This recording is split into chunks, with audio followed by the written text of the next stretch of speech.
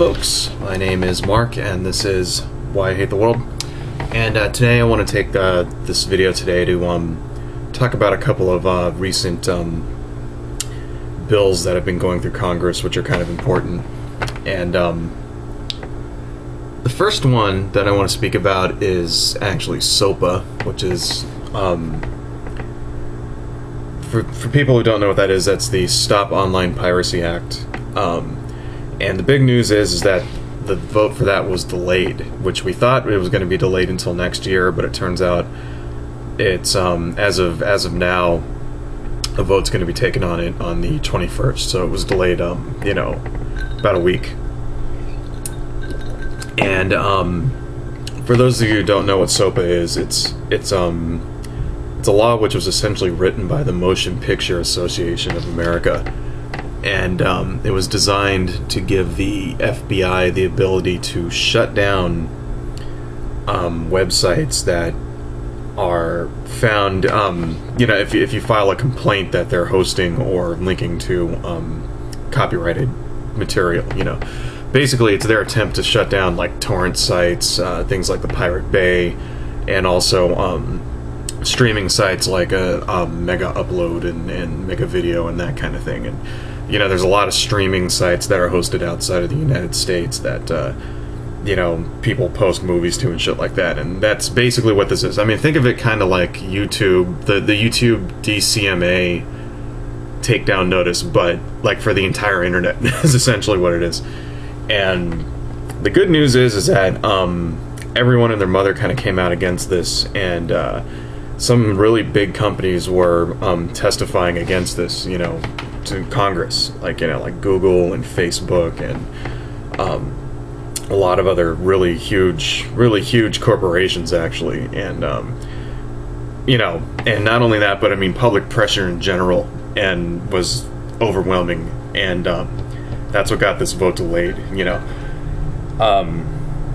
So that's actually a very good thing, and it gives us time to let's keep the pressure up. That's what we need to do. We need to keep the pressure up, and then maybe we can get it, killed, or maybe we can kill this bill. We can get this bill, delayed indefinitely or whatever. That'd be awesome. So, now, the sad fact is that if this bill were to pass, right, it really wouldn't do much to stop illegal downloading anyway.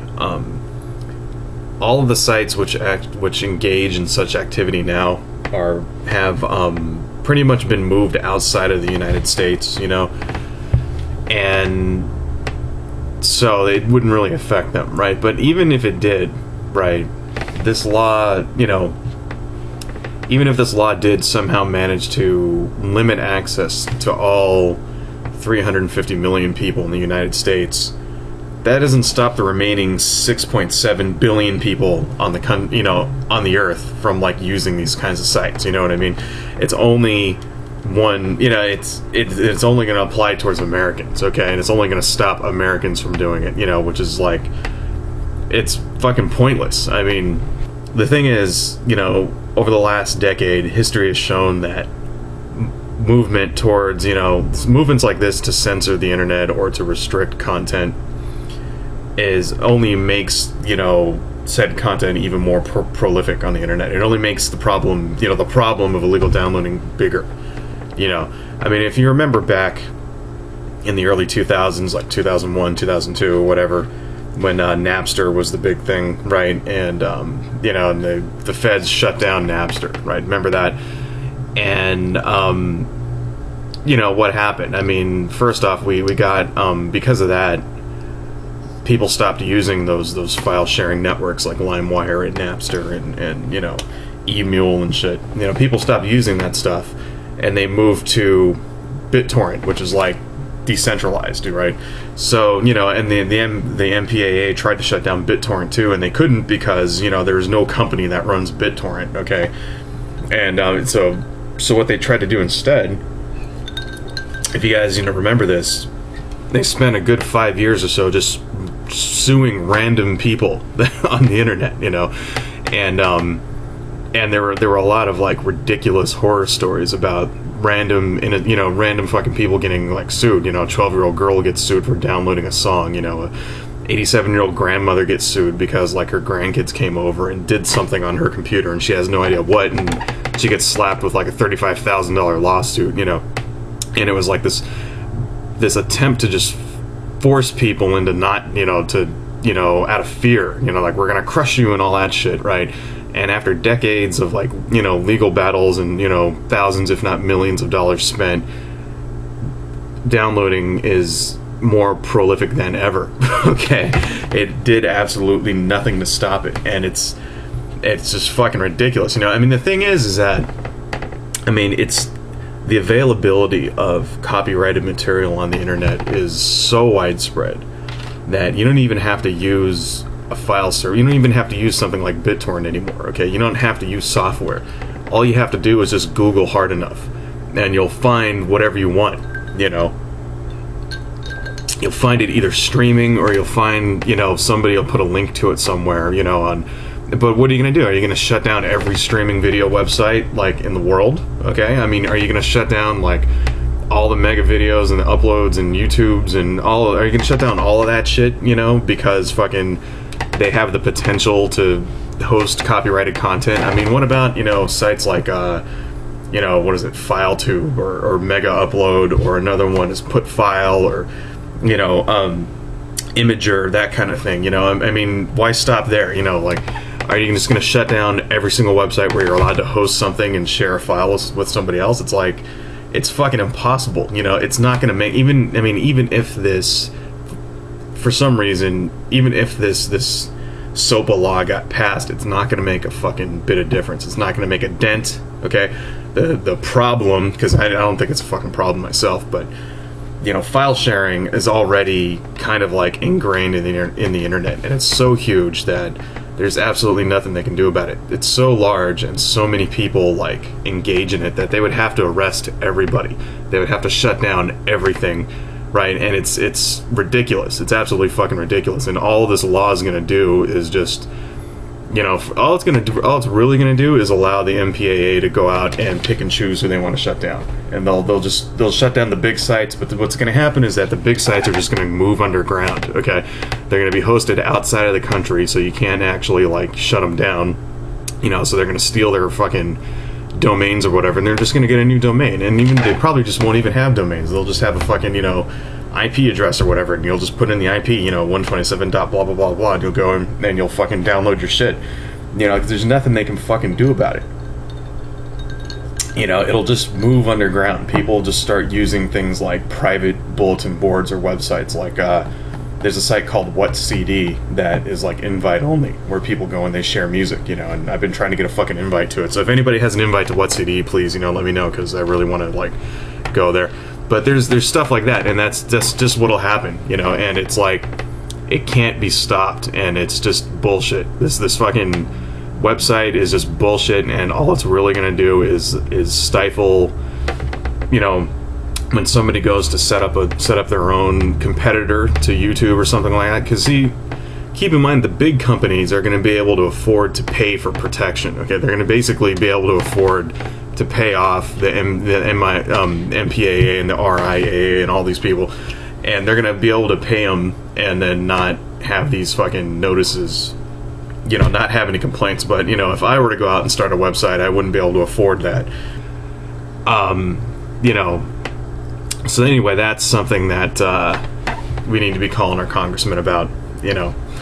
And thankfully that's been delayed, and that just kind of goes to show the amount of pressure that is being put on Congress right now, that this vote even got delayed. Okay, and it tells me that it's working. Okay, and you need to keep doing it. It's working. The pressure is getting to them. They're starting to think like, oh, maybe I shouldn't vote for this, right? And keep it up. Now call them again. Call them every single fucking day. You got 7 days to fucking convince these people not to vote for this bill. So let's do it. Anyway,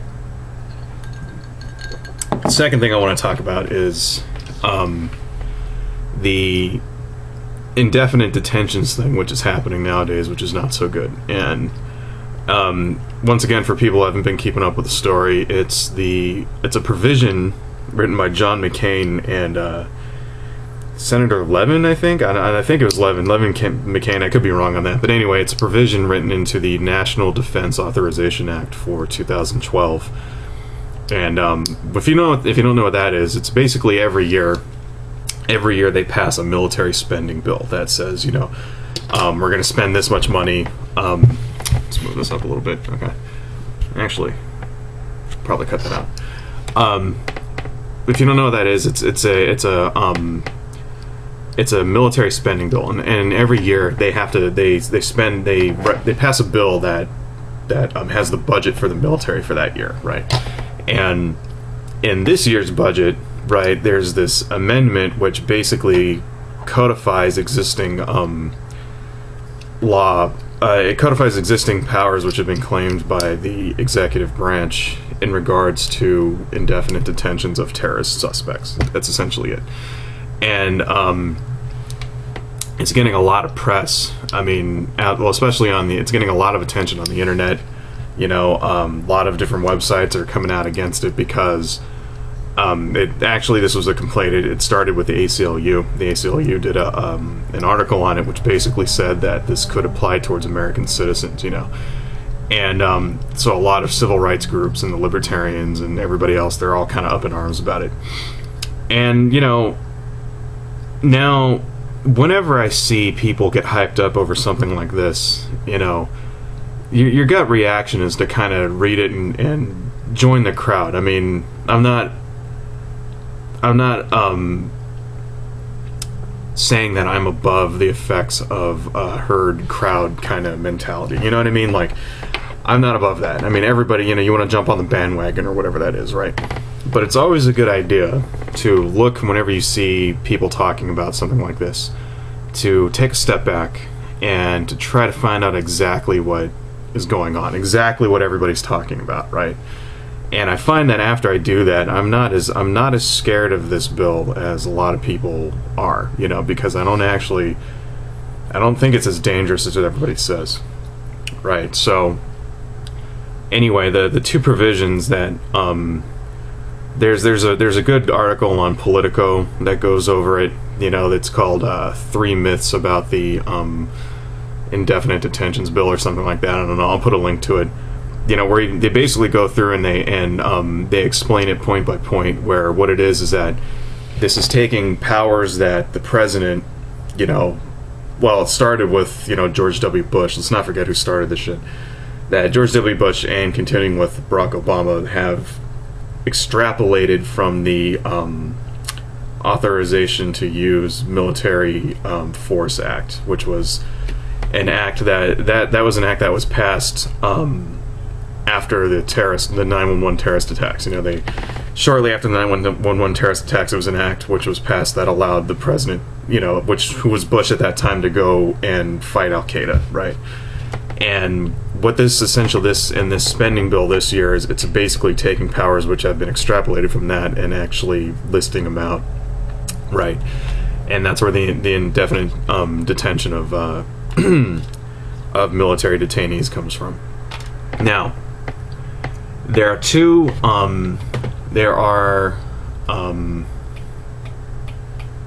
two sections of this bill which it's been amended in the last couple of days, and this is why it doesn't make me panic the same way that, because I'm reading on the internet now, and the general gist of everything I'm getting is they're basically saying that this is it, this is the end of fucking America and all that, and and I don't think this is quite it. I think this is a step in that direction again, because they're little baby steps, but it's a baby step. It's not a huge leap, okay? And it's because of these two sections of the law that I'm going to read you now, right? And these are two provisions, right? First is 1031, and the second is 1032, and this is Senate Bill 1897, which, if you want to look this up, you can go on congress.gov or whatever and actually read the bill. But anyway, reads 1031 Section B, right? It says, applicably to United States citizens and lawful resident aliens, 1. United States citizens. The requirement to detain a person in military custody under this section does not extend to the citizens of the United States. 2, lawful resident aliens. The requirement to detain a person in military custody under this section does not extend to a lawful resident alien of the United States on the basis of conduct taking place within the United States, except to the extent permitted by the Constitution of the United States. So basically what that says, there's a prior section before that that says that anybody that, you know, if you're a enemy combatant, right, captured in a different country, that you're required to be maintained in military custody, right? And then this section says the requirement does not apply to United States citizens. So basically, the military is not forced. What this says is that the military is not forced to hold you, right? Then section 1032, right? I need water here. Part D, construction. Nothing in this section is intended to limit or expand the authority of the President or the scope of the authorization of the use of military force. Section E, authorities. Nothing in this section shall be construed to affect existing law or authorities relating to the detention of United States citizens, lawful resident aliens of the United States, or any other persons who are captured or arrested in the United States. So basically what that's saying is that this section is not, you know, does not affect any existing law. So if the existing law says that people cannot be held without trials, then nothing in this section is intended to supersede that. So basically this is not, you know, erasing the Bill of Rights as I read it, okay? Now, it appears to me that the fervor over this, right, which was pointed out by the ACLU and others over this bill, is actually, you know, taken from an older version of the bill, which didn't have this language in it. I mean, this was actually an amendment by, I think it was Dianne Feinstein, of all people. Like, you know, I never really liked Dianne Feinstein, but I don't know, I gotta give her kudos for trying to, like, you know, defend, you know, civil liberties here. Anyway, it looks like they took it from an older version of the bill that didn't have this in 1031, and from reading that older version, it actually does sound like that it explicitly applies toward American citizens, right?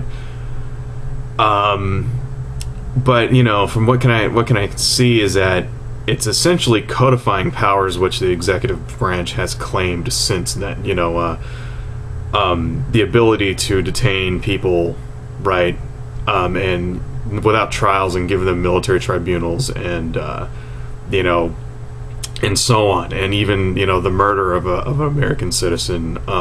What was his name? It was Anwar Al-Awlaki. You know, he was killed in a drone strike because, you know, declaring him an American citizen an enemy combatant and putting all the stuff to him, right? And so there's nothing new here, but basically it's stating it for the first time, because all of these powers up until this point were implicit, you know, which is basically they were assuming that the military authorization, the use of Military Authorization Act, implied these powers, right? And now they're basically spelling it out, saying it does. Okay, that's the difference. Okay, but so from what I can see, though, is that nothing in this bill allows citizens to be shipped off by the boatload to fucking Guantanamo Bay or whatever. Okay, now I'm not a lawyer, all right, and I'm not a constitutional scholar, okay, and I could very well be wrong about this, right? It could very well say that it actually does give the executive branch the ability to indefinitely detain American citizens, right? But it seems to me, personally, that people are maybe overacting a little bit about this, okay? Because they're taking it from language that was contained in an earlier version. Okay, I could be wrong, right? I hope I'm not wrong. Now, does that mean that everything is A-OK, peachy keen with this bill? Hell no. Okay. And the point I'd like to make here is that people are only freaking out about this because it's going to apply towards Americans, correct? Well, why the hell is everybody okay with holding anyone indefinitely without charge? You know, when the fuck did that become okay? Okay. Like, you know, why is it alright to hold a terrorist without trial, you know, but not anybody else, you know? And then why is that okay to hold them if they're not citizens? Like, but if you are a citizen, you get a trial, but if you're not a citizen, we can just throw you in a hole forever. Like, when did that become acceptable, alright? I mean, You know, that's the fucking problem here. The problem here isn't that this is, you know, they're going to start treating people like terrorists. The problem is that the way we treat terrorists in the first place is wrong, okay? And, you know, people always, because for a decade, basically, since this shit happened, I've been speaking out against this, alright? And I have blog posts and stuff going back fucking 5, 6, 7 years that I can, you know, so I've always been against this shit, right? And you know, people tell me that fucking, it's like, well, they're terrorists, they don't deserve to have rights. It's, you know, that's bullshit, okay? The way that a nation treats its prisoners is a measure of, you know, how much that nation is civilized. Okay, that's basically it. You know, if you throw your prisoners in a hole without toilets and, you know, and fucking make them eat fucking rat shit, you know, and that's basically, that's a comment on how you treat, you know, your people. That's what it is. It's a comment on how civilized your society is. Okay. And the fact that there is a large segment of the population in this country who don't care that there are people in Guantanamo Bay who have been there for 5, 6, 7 years now. Okay, there's people that actually support this shit. See, people that, you know, the libertarians and shit, you know, and the liberals like me, right? You know, we can't understand, you know, when you hear it's like, well, how can anybody support that, right? There are people in this country who want those fucking people down there, okay? They don't want to give them trials. They don't give a shit, okay? They think that it's fucking just and it's justified, and, you know, that's what they fucking get with fucking, you know, for fucking screwing with America. And that's the fucking problem here, is that there are people who already accept the fact that we're holding people indefinitely without trials. You know, it's like, that's the kind of thing that the Soviet Union used to do, right? I mean, anyway, so, and you know, and what I don't get is that, I mean, 10 years ago, when the Bush people first started doing this shit, right, the progressive left, you know, I count myself among the progressive left, right, we told everybody that this shit was going to happen. We told you that one day, potentially, these laws could apply towards American citizens, right? And the answer that we got was basically fucking, you're un-American. That was it. The conservatives and the libertarians and the fucking Rush ditto heads, you know, fucking Rush tards or whatever the fuck they're called, right? And the people that listen to fucking Ann Coulter and watch Fox News told us that we were crazy and we had nothing to worry about, and it was only going to be towards fucking, you know, terrorists, and who the hell are you, and are you supporting these terrorists in the first place? And that's basically what we got, right? But, you know, 10 years later, right, take a look at what fucking happened, okay? It's another step towards, you know, applying this shit towards American citizens. You know, we told you this shit was gonna happen, but no, you know, you're too fucking busy, you know, tying your fucking yellow ribbons around your fucking bumpers and shit like that, and, you know, complaining about fucking taxes and ground zero mosques and everything to fucking notice your rights being taken away, okay? So, now, I said earlier, in an earlier video, that I'm not really ready to give up on American democracy just yet. And I'm not, because, you know, I actually believe in this country, okay? I don't believe in a lot of things, but one of the things I do believe in is the United States, right? And I think that these two bills here kind of illustrate my point that it's never too late, okay? SOPA looked like it was going to get passed 100%, even with a very, like, huge number of, you know, public resistance towards it. It looked like we were going to have nothing, you know, nothing we could fucking do about it, and then at the last minute they decided to delay it, okay, which gives us more time, right? And that means that they're vulnerable, you know, their pressure is actually applied to them, actually works, okay? We need to do the same thing with this fucking indefinite, you know, with this national defense spending bill, alright? And it's already kind of too late. It's already passed both houses of Congress and it's gone to the president, and he's probably going to sign it, right? That doesn't mean that it has to remain that way, okay? That doesn't mean, alright, that means, you know, the next, they can always, anything that gets passed can be reversed. That's another thing that people need to understand, okay? That, nothing is permanent, alright? Not even the constitutional amendments are fucking permanent, okay? You can write, they can always reverse something if it doesn't look like it's, you know, working good. And we need to, we need to be writing our fucking congressman. We need to be contacting them, right? We need to fucking be calling them, okay? And you should be calling them now and telling them what you want, all right? Call them, call your fucking congressman, right? Call your representative, write them emails, write them physical fucking snail mails, get a fucking piece of paper and write it and send that to them, all right? Because they read that shit. They have people that read it for them, but they read it and they keep tallies and they see how many people are for it and how many people are against it, and that actually does influence the way they vote, all right? People need to understand it. SOPA is a fucking perfect example of that, okay? Public pressure built up, and then that started to change a little, because people, you have to understand that a politician doesn't make any moves unless there's backing for it, unless they have, support. And if they have more support to go this way than they do that way, then that's the way they're going to go, okay? If they have more support to vote against these types of bills, then that's what they're going to do, all right? But it's not going to happen unless you fucking do something, all right? Get up off of your ass and fucking do something about it. I don't know. Adios, folks.